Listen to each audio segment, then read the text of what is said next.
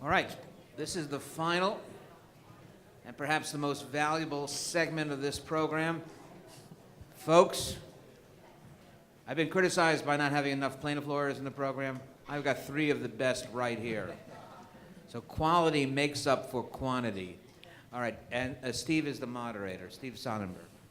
All right, so it is 2:40 p.m. on a almost summer Friday afternoon. It is definitely time for professional responsibility issues.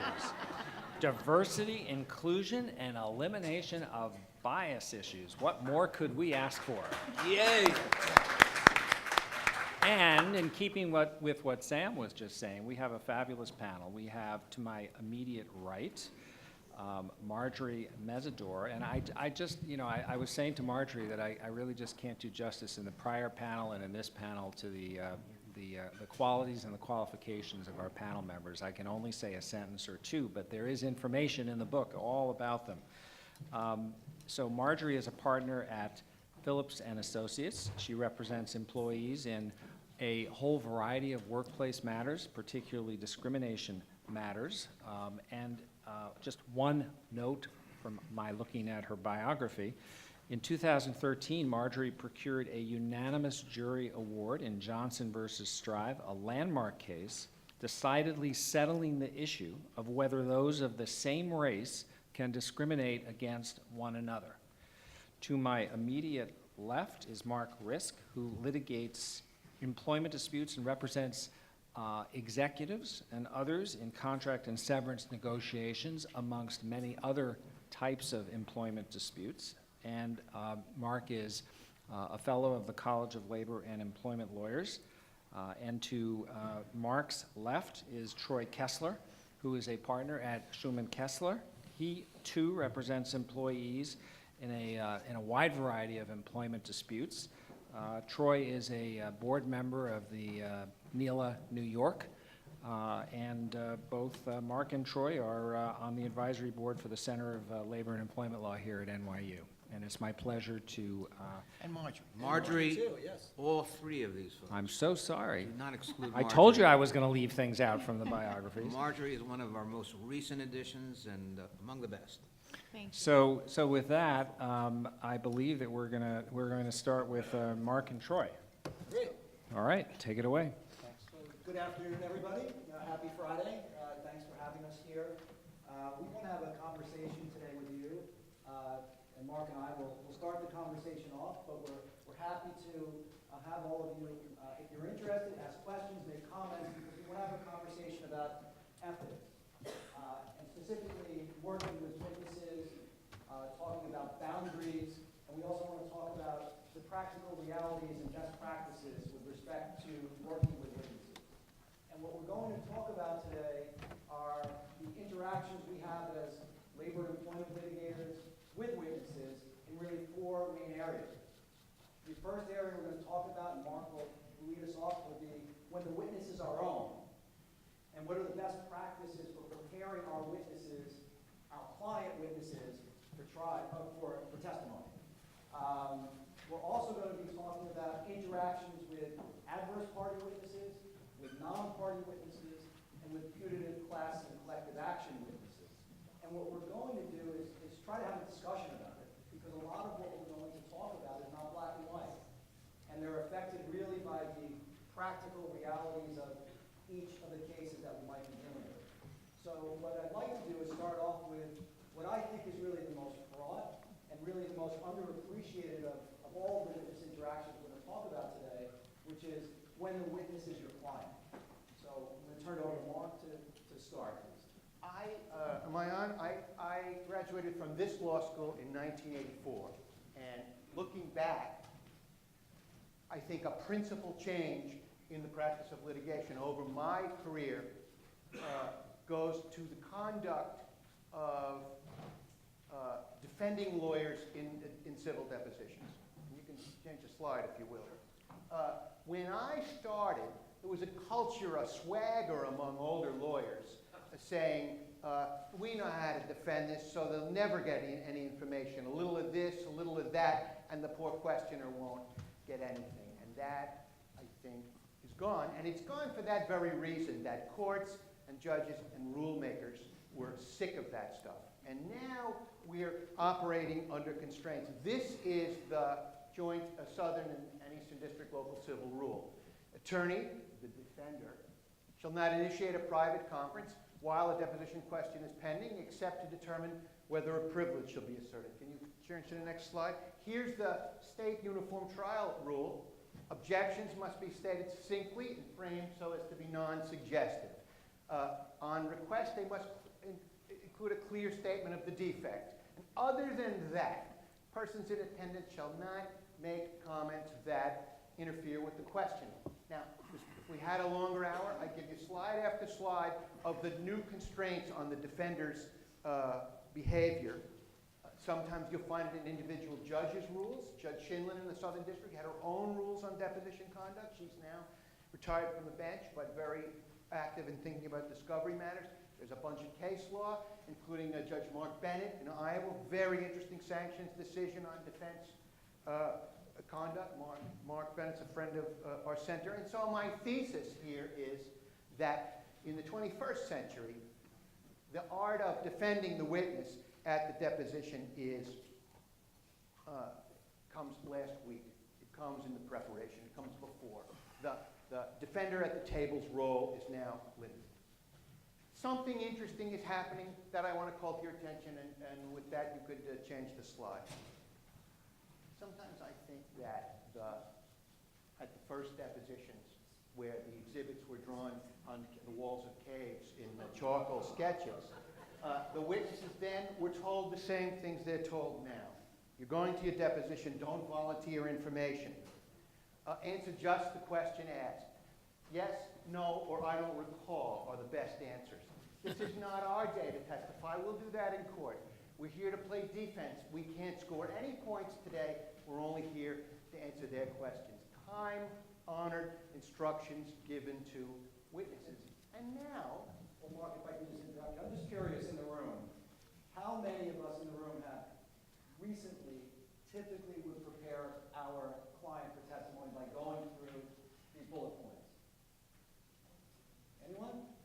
I would. How many of us would say, if you can answer yes or no, answer yes or no?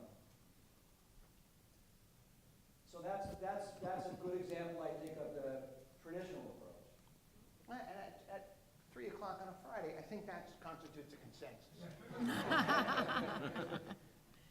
Now along comes a provocative new book, first by Kenneth Berman, who's a Boston litigating partner in a large firm.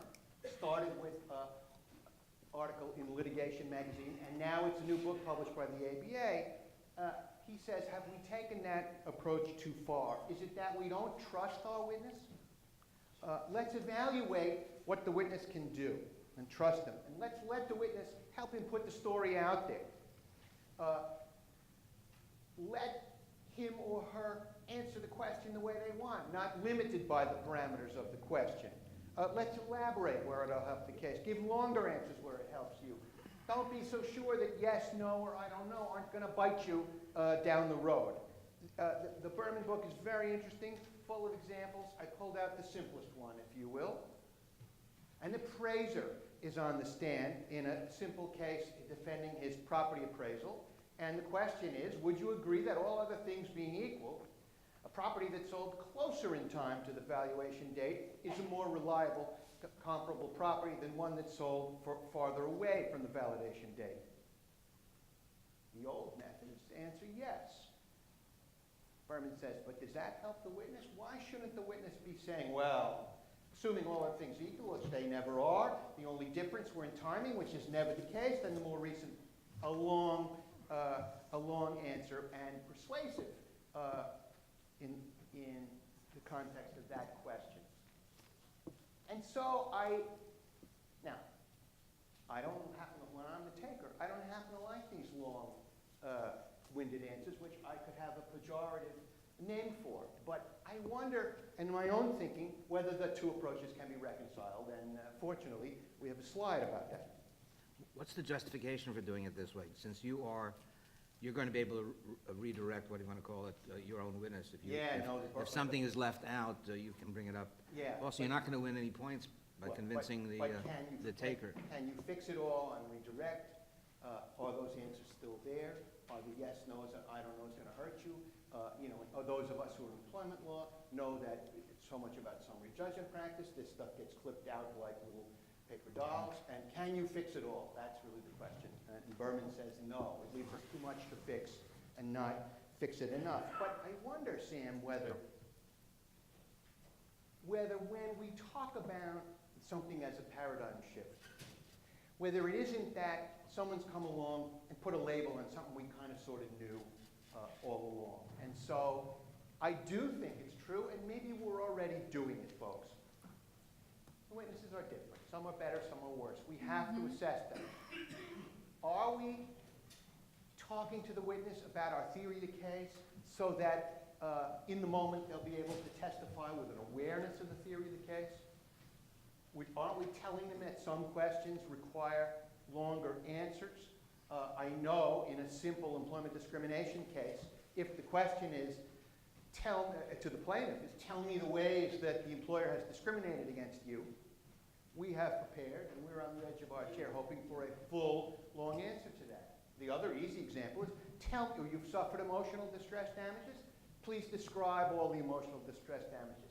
We are going to prepare in a way that's ready with an expansive answer. So maybe the old rule and the new rule aren't so far apart. And I do agree with those who say the conversation, it's still a deposition, and the conversation still begins with traditional rule. But Mark, the more material you give to the questioner, the more, I mean, that there are now temporal limits on a deposition. The more material you give to the attacker, who may not be that well prepared to really get into it. That's right. That's the customary argument. No, that's right. I think that's I fair. don't want my witnesses thinking they're too smart, and YouTube is an excellent place to find captains of industry like Bill Gates testifying poorly because they're not prepared with enough humility about the difficulty of the circumstances. I don't want my witnesses running off willy-nilly, but I think if the Berman approach is about something, there are some questions where I felt for a while like the traditional approach doesn't quite cover all the situation. Right. But But all this does, since we're here to talk about ethics, this does raise some ethical issues, doesn't it? What are the ethical constraints in this context? Well, we start with these rules, right? That we can't offer false evidence, and we can't. That's not only the witness's obligation under oath, but our independent obligation. We can't offer evidence that we know or have reason to believe is false. Of course, that's the guideline. On the other side, we have the guideline of zealous representation. As Troy was reminding me over lunch, the word zealous has mysteriously disappeared from the New York rules of professional conduct, although relegated to the comments. I think the rulemakers thought maybe some lawyers are taking zealousness too literally. In preparing these witnesses to testify, how much can we do? And here, in this great academy, I will say that this is a topic that that scholars have let us down on. You know, this is a big real-world problem of what I can do in preparing the witnesses. Remarkably little on it, and so we learn what the ethical parameters are, almost with a pastiche of a line here or a case there. Fortunately, the restatement of lawyering has put it all together, and here are some guidelines. And the touchstone is the preparation of that witness to testify. It's active, I think. It's engaged, and we can do things. But the touchstone is Rule 3.3 and Rule 3.4. You can't put testimony out there that you know or ought to know is not truthful. So Mark, let me stop you there. What, practically, when you're preparing a witness for the deposition, and we've maybe taken the more traditional approach and said, you know, answer as simply as you can, and say yes if you can say yes, and answer it that way, or no if you can just say no and move on.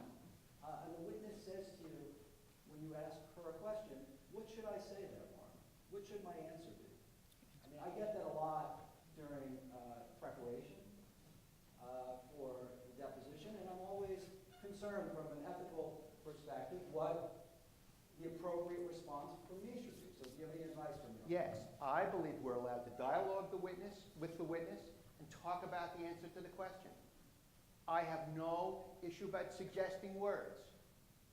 What I have to remember is my obligation is to put truthful testimony out. Yes. And that might mean that all these rules apply differently to different witnesses. We'll have a witness, and you'll feel in your gut that, and you all know it, you feel in your gut that this witness is going to testify that the traffic light was yellow or red based on what he or she figures out is in their interest. So the other rules are applied differently. And you have to navigate your way through. But I think protecting the truth, but I think it's a mistake to think that witness preparation is not an active sport, an active activity. So going back to that Berman slide that had the yes and the other alternative answer, if you prepping your witness and you ask that question and the witness says, well, the answer is yes, you think it's okay that you could say yes, well, if this is true, and then you read this part, you could also answer that one.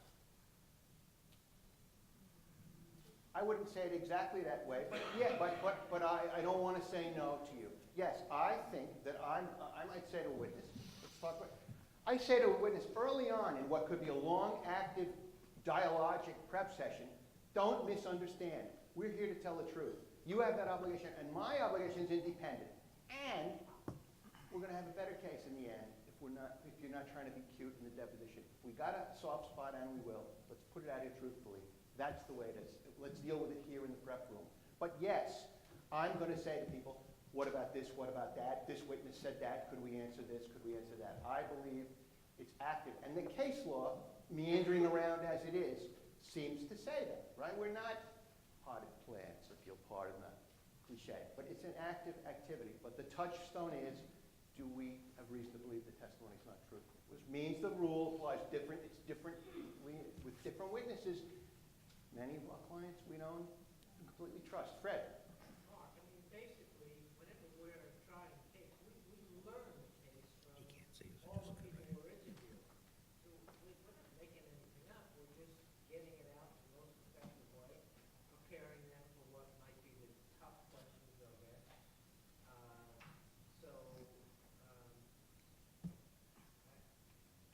I'm concerned that your remarks are suggesting that we're making the case, which we're not. We've learned the case, and I always tell my witnesses, look, you guys know everything. You taught me what this is all about. I'm just now asking you and getting the information out. It's well said, and we find ourselves, since we know a plurality of testimony from a lot of witnesses, we find ourselves knowing the case sometimes better than the client, and I think it's okay to bring that to bear on the prep, and the case law says that we can do that. You want to add to that? One other observation is, I think you do have your witness volunteer a little bit more. If there's a question, they may not be available for trial. You want to make sure that it's in the deposition transcript.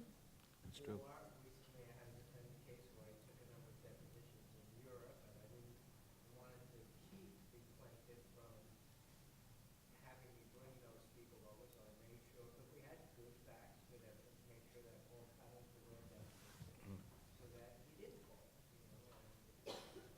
Yeah, that's a different, right. Right, and the rules don't apply equally to every situation. And I don't think that being more thoughtful about the answers means we're abandoning the traditional approach, really. And I think the Berman approach can go way too far and get us in all kinds of trouble. Are we behind on time? Are we up to time? We have a couple more minutes. I think we're fine. You're doing absolutely fine. Well, maybe we can get some extra ethical credit. Well, we'll stay until. I do have an inquiry, though, regarding truthful testimony. I've been in the unenviable position of hearing my client respond to a question that I know to be false and have had to battle of how I address it in the moment without, one, compromising my client, whom I don't know whether it's not that they didn't hear the question properly, didn't understand the question properly, or whether they indeed intended to lie.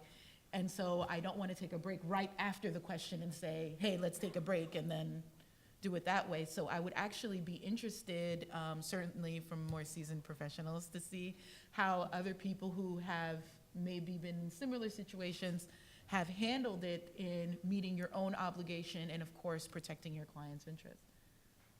I can answer that as someone who will spill something on my shirt more often during the year than I would like to.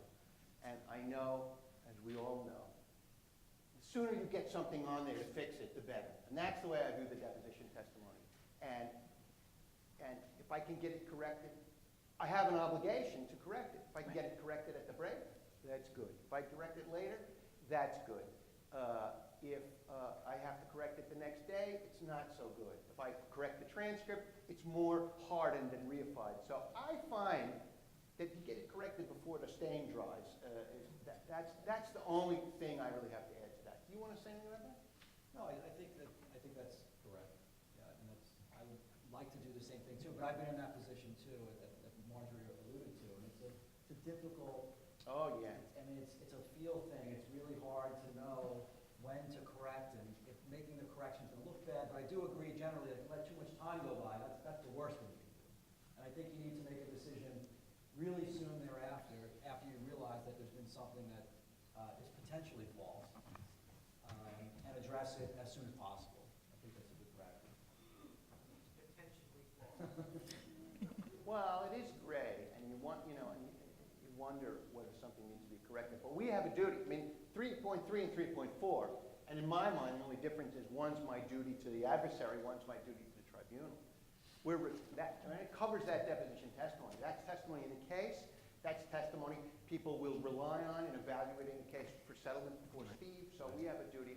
Suppose the testimony's Monday and I'm going into mediation Thursday, right? That's an issue. So it's a big, serious issue, and we have an affirmative duty to not allow the client to testify falsely. We'll come back next year and talk about what to do if the client refuses to change the answer. That's a whole other set of slides. Oh, wow. Okay, just before we move off of this topic, I just want to address the issue that comes up frequently in depositions, which is the idea that your adversary may be coaching the witness. And I just want to spend a couple of minutes on techniques to deal with that, because I found, especially as a younger lawyer, but even still today, my adversary frequently will, after I've asked a question, will turn to the witness and say, it's okay to say you don't remember. It's okay to say you don't know.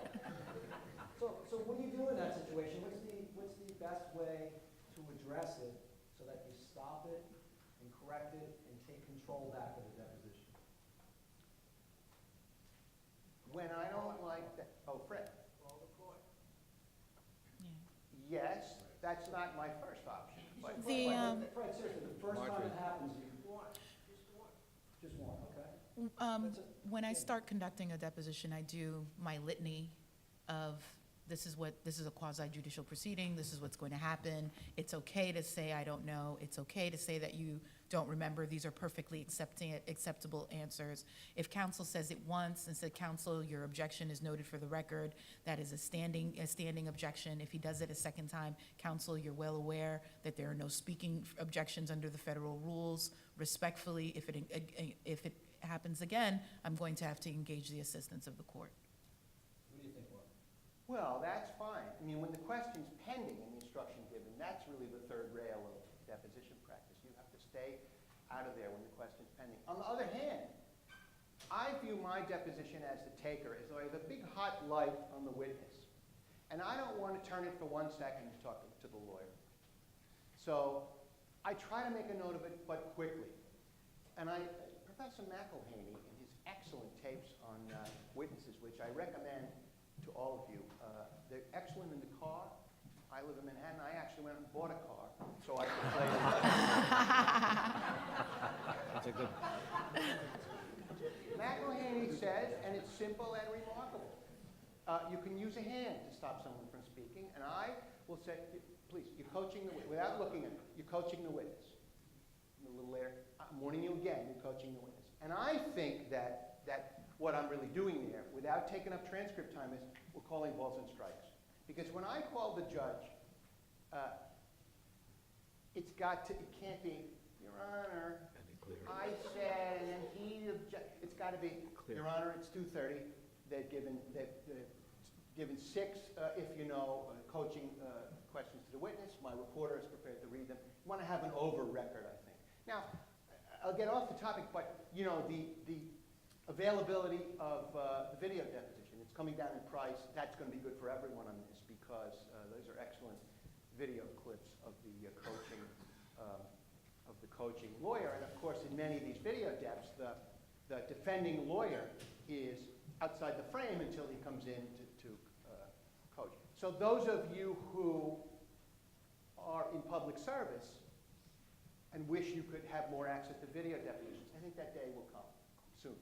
Yeah, and just one thing I'd add on the coaching, because Mark taught me this a few years ago, and it's amazing how great the hand swipe, the wave works to take control back. When he taught me that, and I tried it in the next deposition I was involved in, and it's a game changer. It's amazing. Something so simple. Just to tell the other lawyer without actually saying, just get out of the way. I don't know why. Yeah. McElhaney really says he used it on the runaway witness who won't stop talking, and for some reason, people tend to not speak. But you know, if you're coaching the witness, if there's a, you know how these speaking objections go. Well, I'll remind you, the witness already testified that as he entered the intersection. No. You're coaching. Stop. Please stop. Try it. Try it. Okay, I think we're going to move on to when the witness is a non-party.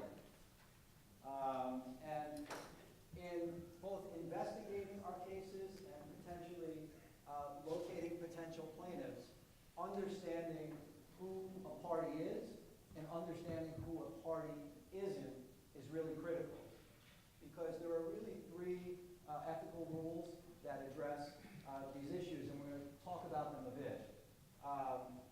Rule 4.1 talks about truthfulness in our communications with anybody.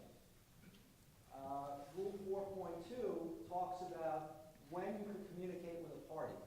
And that's a really easy answer. Never, if they're represented by counsel, unless you have that counsel's consent.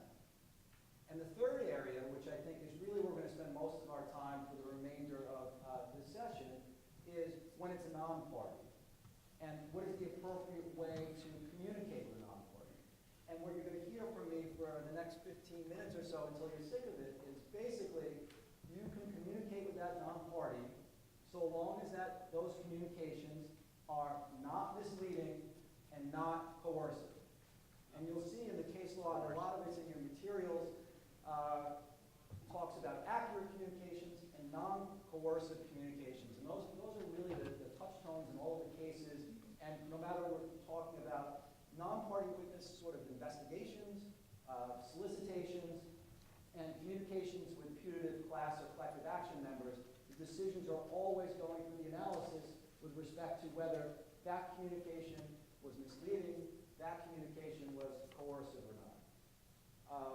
So what I want to just do is just do a little refresher on who's a party, because I think that is really important to figure out whether you're covered by 4.2 or 4.3 of the RPC. And what the seminal case, which is in our materials, is the Neissig versus Team 1 case, which was decided in 1990 by the Court of Appeals. And if you're someone who actively litigates cases, I think it's really worth taking a look at that case and looking at the history a little bit here of witness interactions in New York State. Because up until 1990, the Court of Appeals had not weighed in on the issue of whether you, as the plaintiff's attorney, could have communications or ex parte interviews specifically with respect to employees of the defendant. And actually, Neissig came out of a personal injury case in which the plaintiff's attorney sought to interview many of the non-party, arguably, employees of the defendant. And the trial court and the appellate division both said no, that all employees of a party are parties for purposes of what was then Rule 4.2. And they were off limits to ex parte discussions with plaintiff's counsel. The Court of Appeals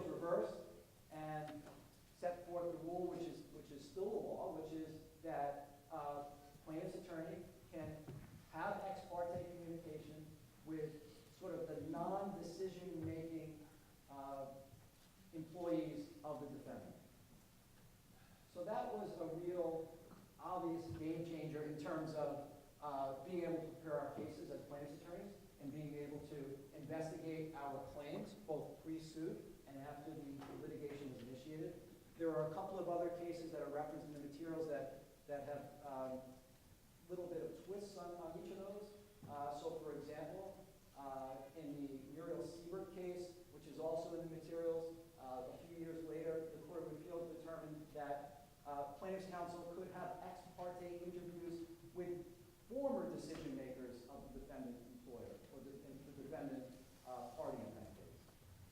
And so that, once you figure out who is a party and who is not, and once you determine who the parties are not, it's important then to make sure that you conduct your investigations in an appropriate way so that they're not misleading and not coercive. Troy, can I ask a Yeah, question? sure. Can you have interviews with people that aren't traditional managers, but their statements can be used as admissions against the party, the entity? No, I don't, So- no. no, if- So the scope of admission would be the test? Correct, correct. Troy, what kind of disclosures or introduction would you provide to the former managerial individuals? Sure, so I always make sure to have that initial interaction in writing. I think it's really important to do that so there's a record of what you said initially, because that will sort of set the ground rules for your communications with that X, for example, high-level executive employee, for example. My letter, which is what I typically like to send versus an email, I like to send a letter initially, makes it clear what my interests are, that I'm not disinterested, that I am representing a party that's involved in litigation with the former employer of that executive, or Right. maybe looking to start litigation against that executive's former employer. I make it clear what my role is. I make it clear that that former executive is under no obligation to speak to me, and that they only should respond to my letter if they choose to do so. And make it really clear to them that, I say it probably 3 times in my letter, that they shouldn't, that they don't want to, they don't have to. In the papers, by the way, in the Papa John's case, which is referenced in there, in the Mendez versus Northeast Polymer case, which is referenced in there are some really good examples of what is an appropriate investigative letter. Done kind of in different ways. In Papa John's, it was done kind of colloquially. In the Northeast Polymer case, it was done more formally. But the point is the same. When the court looked at those communications, the court was concerned, did you explain that you as the attorney are not disinterested, that you actually have skin in the game? Did you explain that the individual did not have to respond to? Those are kind of the keys. And so that I think is a really good practice, and to keep really good track of that. You also tell them that if they do agree to speak with you, they can terminate that at any time. I do. Sounds like a Johnny's Poultry. Yeah, it's very similar. Johnny's Poultry, known to this group here. Troy, Yeah. you've told us about the cases, but in a real live lawsuit, it's not like these guys have sweatshirts that say, I'm a manager, I'm not a manager. I mean, it's gray, isn't it? And how do you put all this in practice? What kinds of decisions do you make about when to reach out and when to hold back? Yeah, I think the smaller the employer, actually, I think the more difficult it is. When you're dealing with large employers, Fortune 500 companies, it's pretty clear who the decision makers of that company are, who can bind the company and who cannot. So, for example, if I have a potential class action that we're filing on behalf of assistant branch managers of a bank, I have a good understanding that the folks at the assistant branch manager level of a 500 branch bank cannot bind the company. And if I feel at all uncomfortable about that in any way, I don't send the investigative letter. Because one other thing I should add is that the last thing you want to do in these situations, whether it's a wage and hour case or a discrimination case, is have a fight before the judge who your case is pending before with regard to whether you behaved ethically or not. So I always think the best practice is to err on the side of not sending the investigative letter if you're at all uncomfortable about it. Just want to move on just to touch on solicitations briefly, because they are different than 4.3. Solicitations solicitations are very important in the wage and hour world especially. And there's a proper way to do them. And the rules actually, Rule 7.3, has very specific rules with respect to how solicitations are done. And my advice to other plaintiffs' lawyers would be that if you're not doing it the right way, you risk potentially being disqualified as class or collective action counsel, and you also risk having some real problems before the disciplinary committee. Just a couple of takeaways from on the solicitation rules that I think are worth noting that make them kind of unique. Firstly, a copy of your solicitation needs to be filed before the disciplinary committee where your office is. So for me, that's in Hauppauge, my office is in Millville. That means every time I send a solicitation out, I must send a copy of that solicitation, template generally, to the disciplinary committee, advising them of two things. One, who's the employer that I sent the solicitation out about, and two, explaining how I found the potential individuals who are on this list, or how I found the individuals that are on the list. Additionally, when the solicitation is sent to the recipient, the individual who I'm looking to solicit for a potential case, it must say attorney advertising. I put it in bold at the top. I put it in bold at the bottom. I want to make it really clear that it's advertising. I want to make it really clear that, again, this individual is under no obligation to respond to me. I also make it clear to them that I am not disinterested. Here's what I'm seeking to do. I'm looking to sue X employer. I'm also explaining to them that an attorney-client relationship is not formed simply by them responding, that they must contact our office and actually retain us to represent them. Those are really the keys. I have reviewed a bunch of solicitations in preparation for today, and I can tell you that many plaintiffs' attorneys are doing them incorrectly. And disciplinary committees around the state, depending on the locale, have different responses to that. Some really care about it and some don't. And I think partly it depends on the volume of these sort of template letters that the committees are receiving. Troy, what are Yeah. the limits, if any, on your, the means you use to identify potential addressees of these solicitation letters? Sure. So we use. Can you have a party, for example, for people that you have a relationship with? And Well, certainly for folks that I have a relationship with, an existing relationship with, I can. I mean, they should invite their friends and neighbors? Correct, but I'm very careful about what that party involves. Right. Meaning, I'm not giving anyone anything of value to Right, I come to understand. my, I understand. employees of a former employer. I'm making it very clear that there's no transaction, no quid pro quo for them to come down. But the rules are, they're really, again, if you're either defending class and collective action and you suspect that there's been a solicitation sent out, I would also say that the list of these templates are supposed to be maintained by the disciplinary committee. They're supposed to be made publicly available upon request. And I've had adversaries who've requested them. And thankfully, ours, I think, have been proper. But again, if they have not, you certainly risk disqualification or an inability to be certified as class counsel if at the very first conference, the defendant is saying, hey, plaintiff's firm violated Rule 7.3, so they should be disqualified. Even if that disqualification does not happen, you're getting started on the wrong foot before the court. I just want to talk, just for the last few minutes that we have, about communications with putative class and collective action members. This happens on both sides. Whether the case has been filed or the case hasn't been filed, we as plaintiffs' attorneys want to talk to as many people as we can to try to get as much information about the case as we can. We must be observant and follow Rule 4.3. Our communications can't be misleading, they can't be coercive. At the same time, the defendant has that same obligation.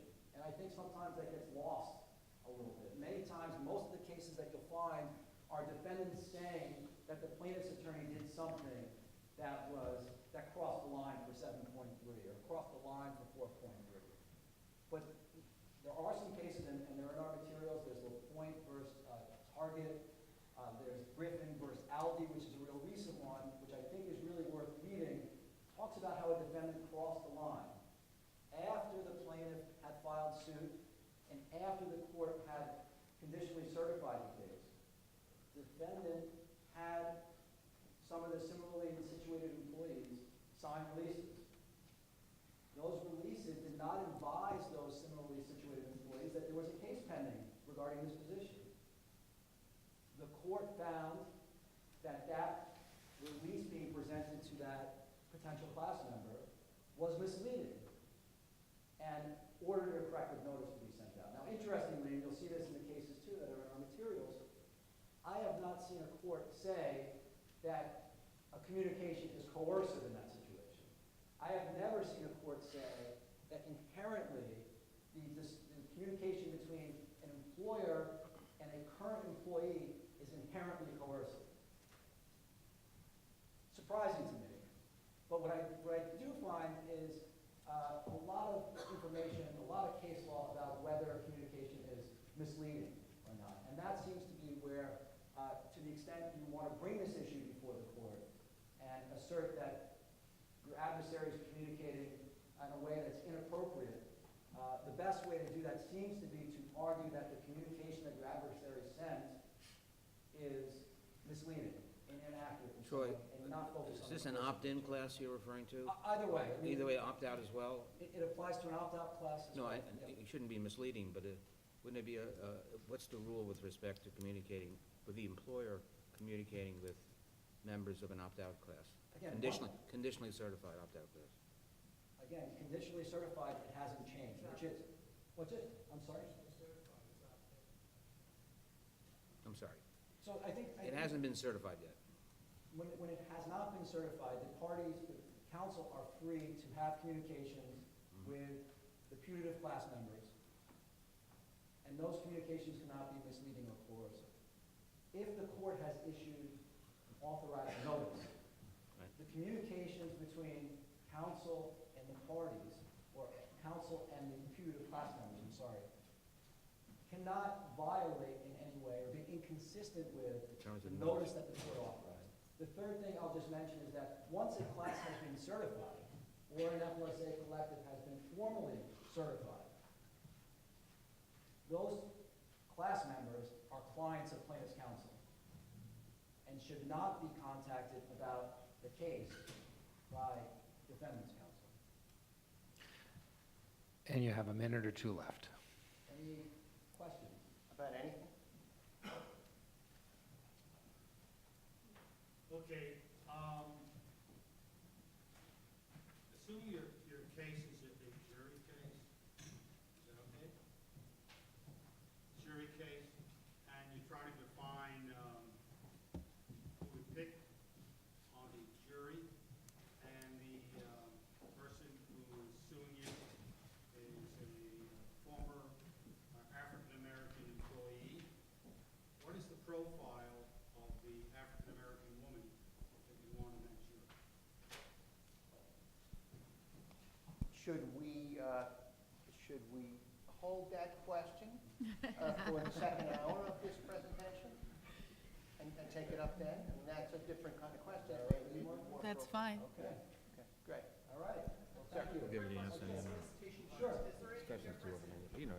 if there's a couple plaintiffs firms all seeking BD counsel? Are there any qualifications there when you're trying to compete with another firm and you're sending solicitation letters out? And I know they're sending You know there's solicitations. solicitation I mean, letters? assuming I've not been able to join forces with them, I mean, generally, I try not to refer to that other firm.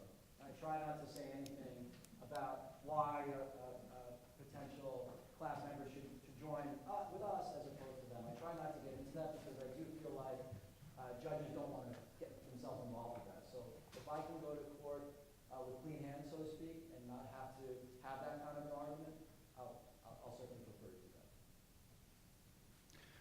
Okay, thank you very much. We're going to Thank you, move folks. immediately into Marjorie's presentation. Very good. You gonna stand as well? or- Yeah. Thank you. Can we take the badge for you, Marge? Yeah. I got it. I'm gonna set it over here. What are you gonna do with the badge? I have props. Oh, you got props. Fantastic. Fantastic. We have props here.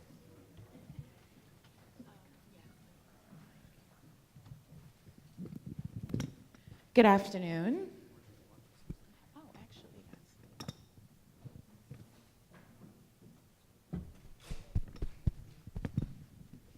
We use high-tech mics now.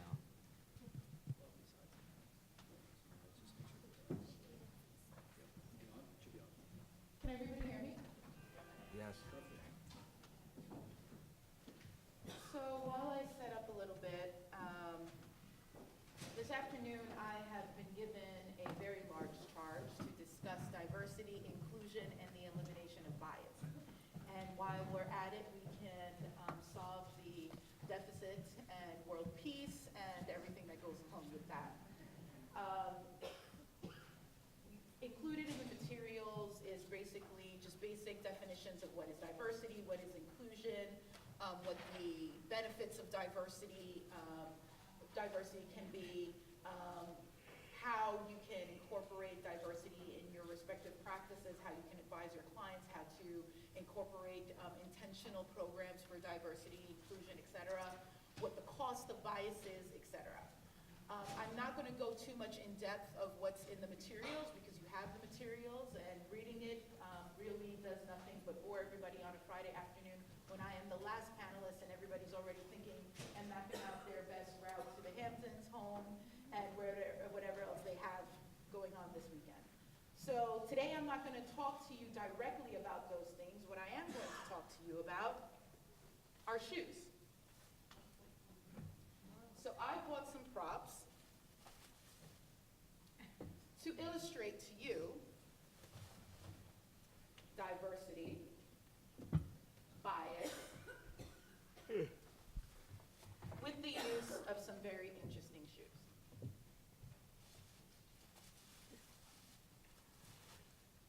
So I have before you, we'll stop at 4. Perhaps I got a little carried away.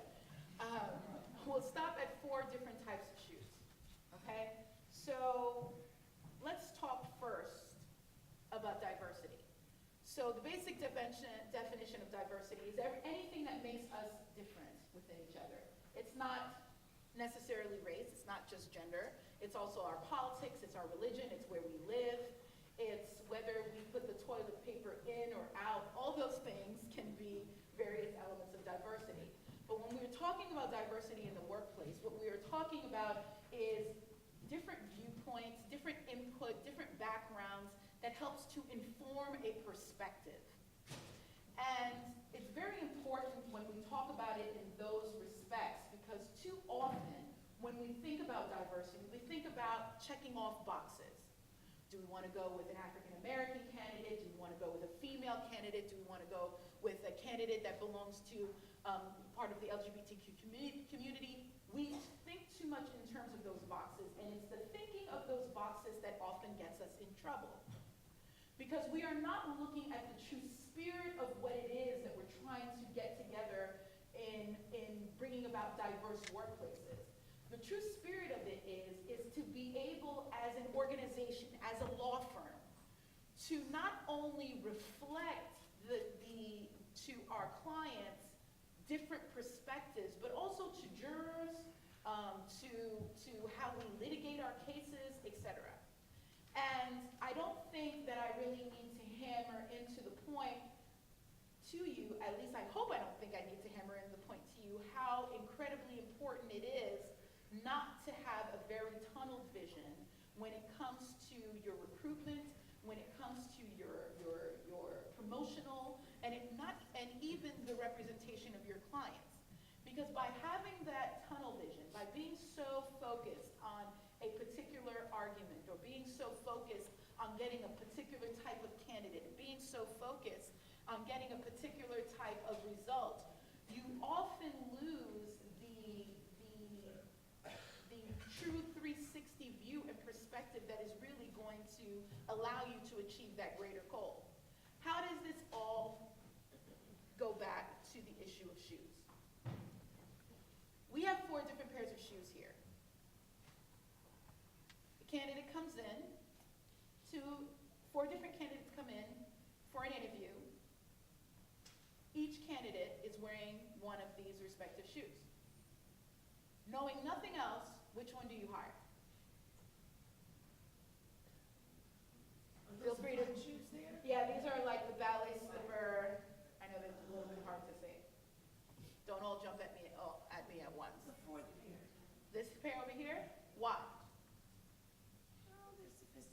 they're, it goes along with a professional outfit. Okay. Mhm. Anybody else? Classic. What does this tell you about the person?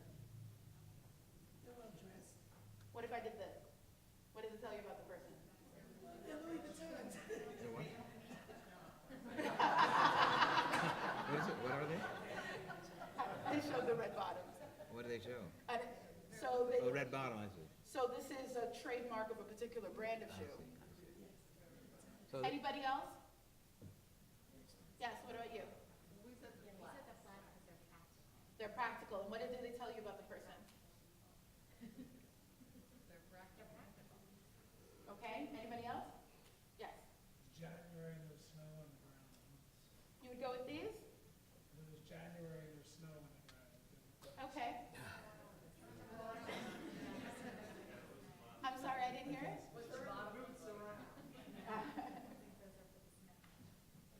Anywhere else? Anyone else?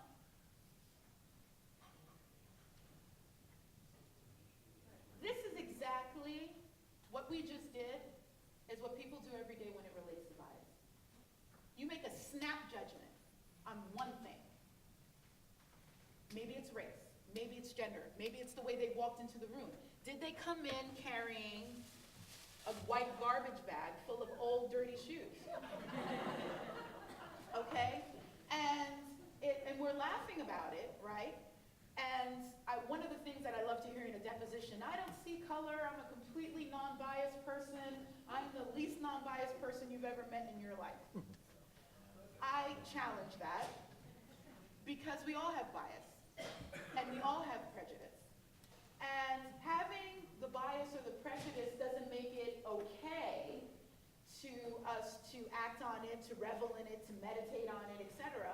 But the acknowledgement of it really puts us in a unique position to really do something about it. One of the things that I often say is I love it when I'm the problem because I can fix me, right? I can read a book, I can attend a seminar, I can go to therapy, I can do all those things to fix me. The issue is when when it's others, because you have no control over what it is that they do. And the way that the elimination of bias truly at the heart of it really begins is for you to be intentional in the elimination of that bias. And that requires you to be transparent and honest with yourself about not only the own biases that you have within yourself, but also the biases that are reflective in your organization. And that, because we constantly have our litigation hat on, and because we're risk averse, is hard. How do you do it? One of the things that I highlight is I keep score. How many women do we have? How many African Americans? How many conservatives do we have? How many people do we have that are who are liberal? How many come from a particular type of law school? Because sometimes the very decision to go to a particular type of law school can be indicative of your politics. CUNY Law is historically known as a very progressive law school. People who go there are very, committed to public interest. And then, of course, I'm speaking in very broad terms, right? So that by deciding to recruit simply at that law school, as opposed to maybe a more traditional law school or a private law school, can in and of itself make your practice less diverse. What about your hiring practices? How do you not only make sure that you are getting diverse candidates, but that you're also hiring candidates who also are committed to diversity? Because it's not just, again, we're not talking about checking off boxes. We are also talking about people who are going to foster the type of environment and the type of culture that you want to work in, the type of culture in which your clients want to have. Things like that can be simply addressed and discussed in the interview process. Speaking to them, speaking to your candidates about what their thoughts are about, diversity and inclusion, and how do they feel about interacting with people from different various backgrounds and politics and the like. And I understand, and I see some of you rolling your eyes and shaking your heads. I understand that regard. But there is both not only a social benefit and professional benefit to having a diverse staff and practice, but also an economic benefit as well. In the case that was mentioned in my bio, Johnson v. Strive, I'll never forget this because it was such a poignant example of having tunnel vision in regards to a perspective on a case and what the lack of diversity, how it can strong arm you in your relatability with jurors. We went up against a law firm, and I'm not going to mention the law firm's name, and strategically as we got closer to trial, they made a change in counsel. So we were dealing with a race issue, and one of the attorneys that was on the case, they changed that attorney and put another attorney on. And it seemed like it was a play to, in a chess move, diversify that side of the table. But they did it in a very sort of knee-jerk way. They didn't diversify the thoughts or the process or even a different view of the case. They just checked the box. So if it was all male, they added a woman. If it was all white, they added a black person. I'm not going to tell you what they did because I don't want to, impute them. This is me observing from the other side and drawing my own conclusions. Okay. So in doing so, their approach for the case was it had to do with the usage of the N-word. And a supervisor who is a black Latino was using the N-word against a woman who was African American. And they had continued throughout the entire course of discovery to basically say that essentially the amount of offense that my client could have by being called the N-word should be diluted by the fact that the person shared the same color and skin tone. And they used so many different examples to kind of highlight this point. They said that we're a not-for-profit, we deal with people who have been formerly incarcerated, and the usage of the N-word can sometimes be rampant, so it was acceptable in this culture. They tried to say, hey, it's another word for dude, or hey guy, or my friend, so this is why it was acceptable. And that was sort of the theory that they had been touting all along. And despite my client's testimony about how offended that she was by being called it systemically, how what she asked, what he meant by it, he basically used other expletives to discount her intelligence, to discount her standing, to discount her worth. They still continue to tout the same sort of rhetoric. And then by making this change, they continue to not shift the story. And it seemed to me that they never thought for a single second that perhaps it would behoove them to have somebody either on their trial team who would be able to inform a different perspective just in case they happen to get a juror, or 12, right, who happen to agree with my client's perspective. And what ends up happening is that same sort of tunnel vision that I started speaking about at the beginning. Is that you get so focused on the nuances and what you think is right, and because you think it's right and everybody on your team thinks it's right, then therefore it is right, and it doesn't translate.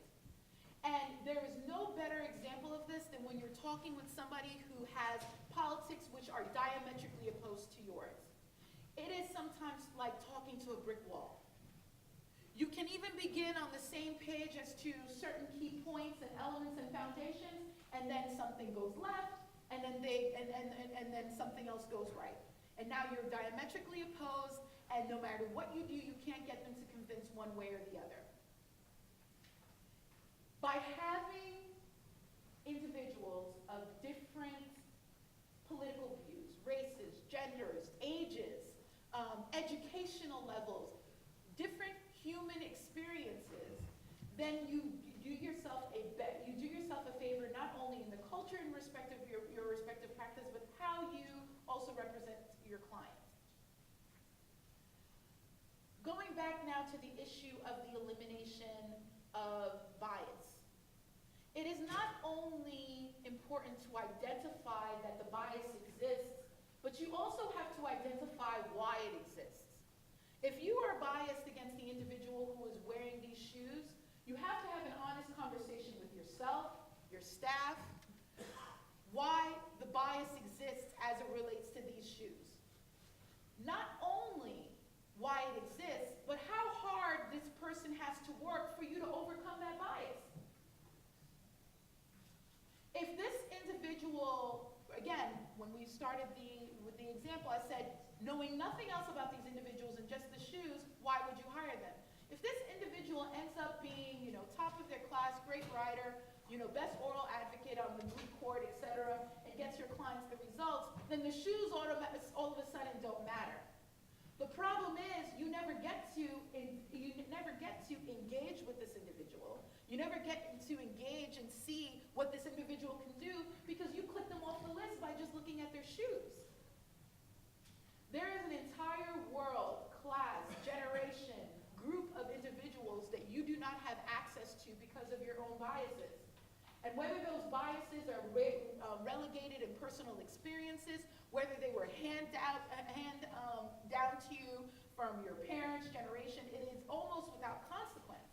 Because at the end of the day, it truly begins to impact not only the way that you engage with your colleagues, your coworkers, and those who you supervise, it also affects the way you practice, the weight of truthfulness that you sometimes give a witness because of the way that they present, the biases that you have against your own clients, lack of credibility because of the bias, because of how you identify with them. It really does color your glasses in a perspective that can really render you ineffective, not only as an employer, an employee, but also as an advocate and counsel. On top of that, the engaging in bias, because bias doesn't stay in a box, right? It doesn't say, well, I prefer to work with women, so I'm just going to make sure that when I am putting together my team that I always choose women, but it's not that I give the guys a harder time. It doesn't stay there, right? It creeps into little other things. The decisions on promotion. It can creep into the decisions on hiring, on who gets laid off and who doesn't, and the assumptions that you make into those individuals. The problem is that when it starts creeping into those things, right, then you become a liability. Because as every plaintiff's lawyer will tell you, they are looking for any systemic pattern, whether it is overt or not, to show that you had a preference or bias toward a particular group of individuals. And I cannot tell you how many law firms that my firm alone has sued regarding these issues. People who are informed on the law, went to law school, great law schools, people who have raised their hand and said what, that they're going to defend the Constitution of the United States, which also raises another issue of how bias can cost you, is that it can raise ethical and disciplinary concerns as well. So while I can understand that watching it on the 5 o'clock news every morning, I'm sorry, if it's the 5 o'clock news, it shouldn't be in the morning, but 5 o'clock news every evening, how it can be a belabored point, and we're tired of constantly having to discuss the issues of race, sexual harassment. It becomes too much. But the actuality is, the truth of the matter is that not only is it very real, it's most of the time right under your noses in your respective practices. Why is this important? My grandmother used to always say, when I walked into any room in the house, leave it better than the way you found it. That to her meant that you didn't go in there, make a mess, and then turn around and go home. But it imparted on me a philosophy that I've used not only personally but professionally to leave every situation, every interaction, every conversation, every client, every job that I'm in, every CLE belly or panel that I sit on better than the way that I found it.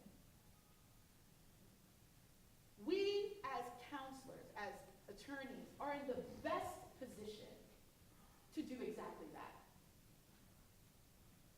With every case that we take, with every mentorship that we have with our respective colleagues, and if we miss out on that opportunity beyond our because of our biases, then we are completely ineffective and useless.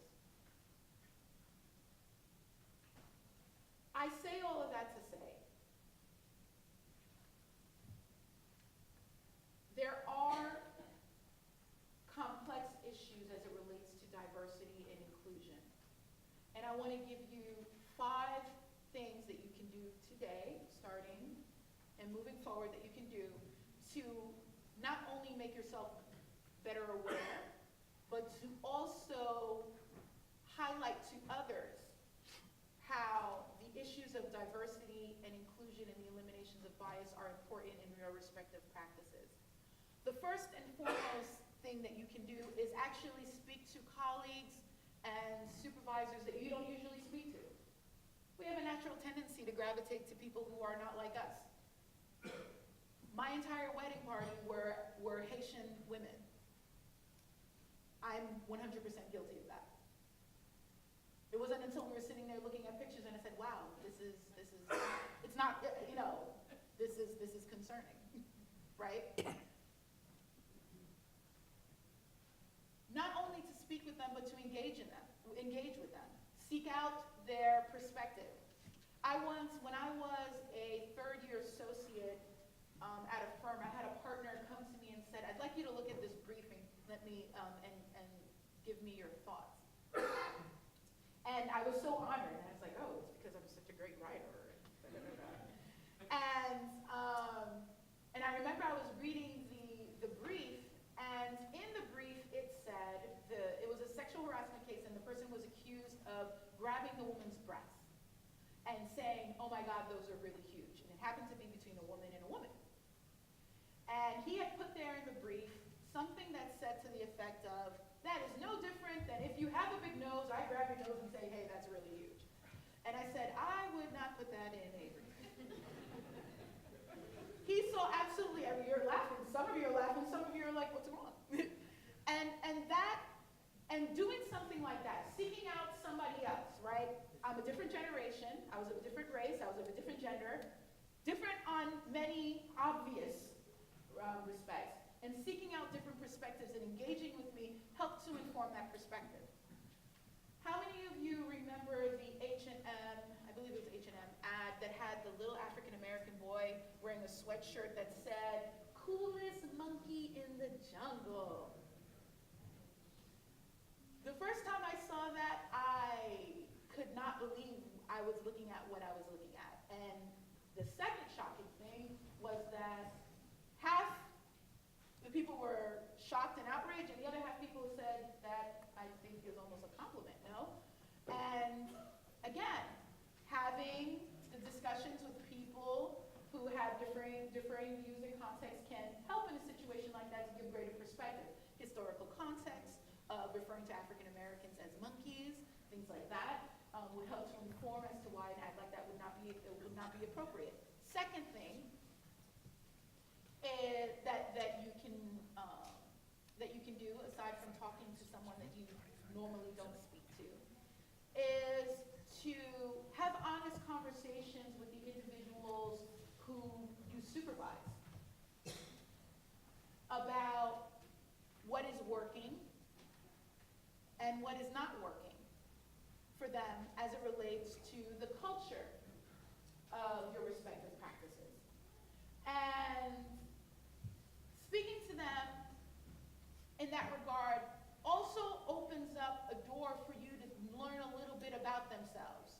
Are they parents? Are they married? Are they very religious? How these types of the interactions of working every day, how it interacts and balances against their own personal dynamics.